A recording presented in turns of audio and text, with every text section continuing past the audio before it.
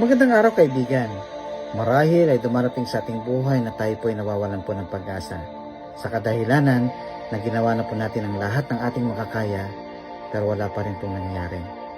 Ngunit ayon po sa banal na kasulatan, Jeremias 32, talatang 27, ang sinasabi, "Ako si Yahweh, ang Diyos ng lahat ng tao. Walang anumang bagay na mahirap para sa akin." Opo, wala pong mahirap para po sa Panginoon sapagkat siya ang Diyos na makapangyarihan, ang Diyos na nagbigay ng buhay sa atin.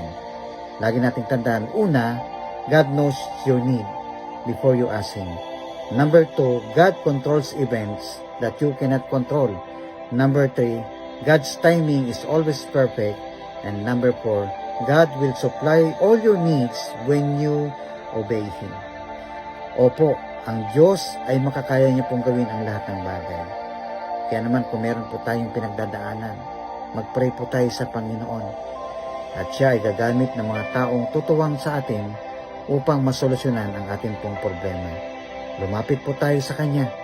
Panghawakan ang Kanyang salita na hindi niya tayo iwanan at hindi tayo pababayaan.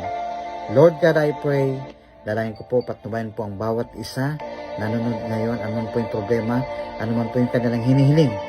Lord, magkaroon po nawa ito ng katugunan ayon po sa iyong kalooban. Ito po ang dalangin. Amen.